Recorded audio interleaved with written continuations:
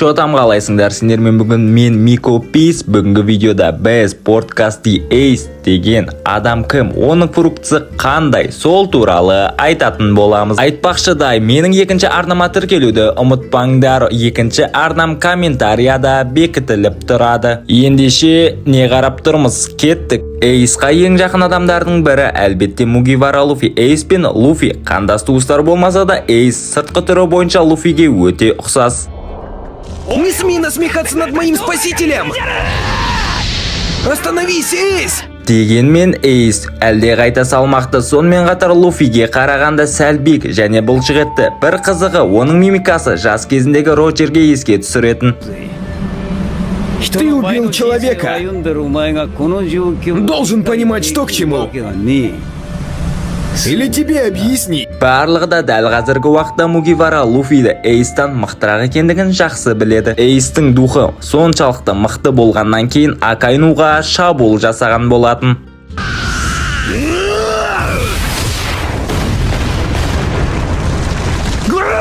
Эйс сіздерге қаншалықты ұнайды, не болмаса ұнамайды, сол туралы комментарийға жаза кетіңіздер. Әрбір пікір мен үшін маңызды. Енді Эйстің функциясына қарай келетін болсақ, Мера Номи бір-біріне жалғанған жалынға ұқсайтын көптеген бөліктерден тұратын, сонымен қатар үстің жағында бұраланған сабағы бар дөңгеленген шайтан жемісі. Ол орташа өлшемді және де адамның қолына оңай сыйып кетеді. Жемістің негізгі күші басқа логия жемістері сияқты сәйкес табиғи элементті басқару мүмкіндігі. Бұл жағдайда пайдаланушы өртті жасай және басқара алады, сонымен қатар оған толығымен айнала алады. Осыны пайдалана отырып, ол отқа негізделген шабуылдар жасай алады, сонымен қатар жылу негізіндегі шабуылдардың көпшілігіне жоғары қарсыласқа ие болады. Жалынды пайдаланушының физикалық шабуылының кинетикалық күшін арттыру үшін де пайдалануға болады. Жеміс пайдаланушысы қалыпты шабуылдарды болдырмау мүмкіндігіне ие болады. Жемістерді қолданушы сонымен қатар отқа айналу арқылы қалыпты шабуылдардан аулақ болу мүмкіндігіне ие болады.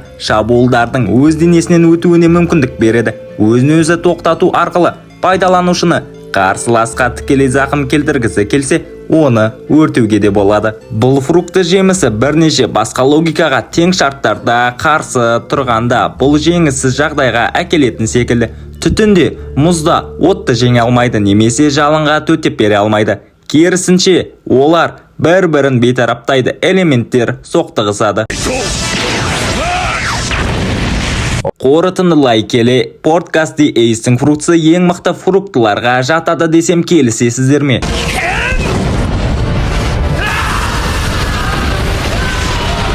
Я, дәл қазіргі уақытта Podcasty Ace жоқ, бірақ та оның функциясын ашатын адам бар, ол әлбетте Сабо.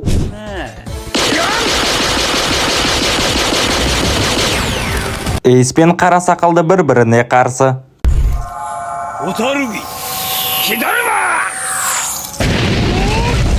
Эйс қара сақалдыға огненная копия арқылы шабуыл жасаған болатын.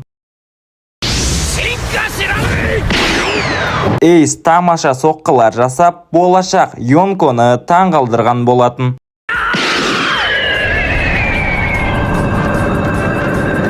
Ең басында Podcasty Ace пен қара сақалды тема талқылап тұрған кезінде бір-бірінің жау екендігін түсінеді де қарсыласып шайқаса кетеді. Огненное зеркало осы күші арқылы Аокидзиға қарсы тұрған болатын. Огненное зеркало! Және де Эйс қара сақалдымен ең соңғы күштері арқылы бір-біріне шабуыл жасаған болатын. Огненный император Podcasty Ace'тің ең соңғы соққыларының бірі болатын.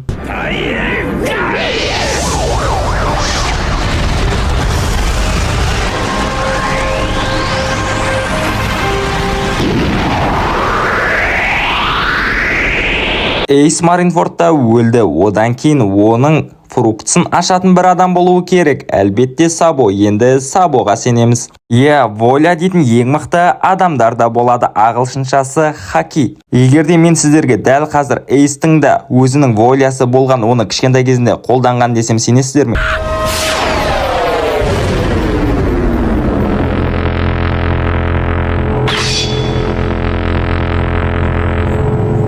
Сіздер Эйстің физикалық күшіне қандай баға бересіздер? Оннан өздеріңіз жаза кетсеңіздер болады. Ал мен оннан 8 деген баға берем. Барлықтарымыз да білеміз, подкасты Эйстің әкесі Голди Роджер болғандығын. Осындай жап-жас балаға әлемдік үкіметтегі адамдар, дозорнилар, Гарп Сенгоку секілді мықты адамдар қыспаққа алғандығы өкінішті әрине.